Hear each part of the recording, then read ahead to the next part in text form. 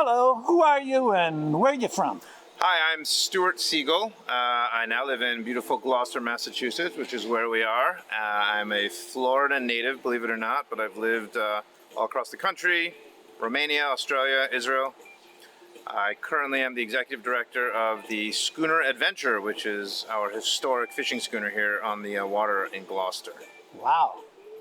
How has the climate changed since you were young?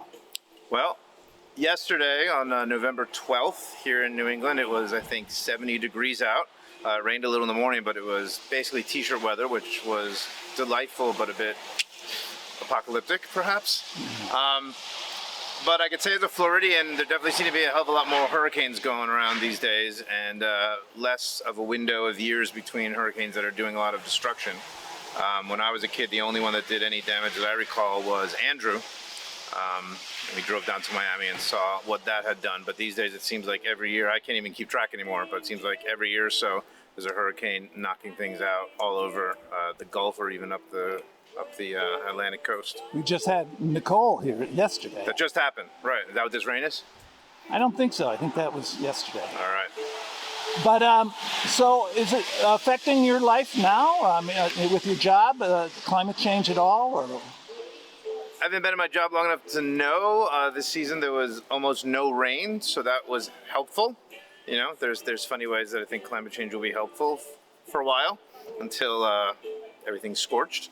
But nothing that I've really taken notice of.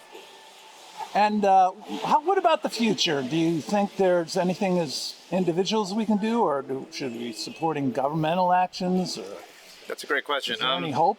I've given up a bit on the individual thing. We started recycling when I was a kid in Florida, 40 years ago.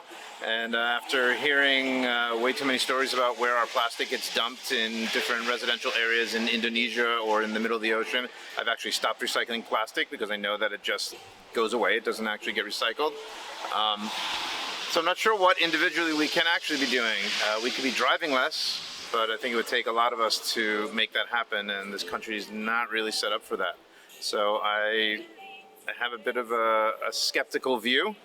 I think that there's bigger picture questions for industries to consider and governments. And yeah, I support regulations. I support things being a little difficult for all of us for a little while, so we can get to a better future, or at least have a future.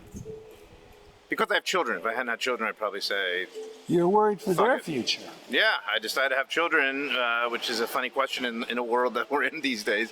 But I made that decision, so I'd like them to be able to have a decent, temperate life. And so are we doomed, or do you think we will change our ways?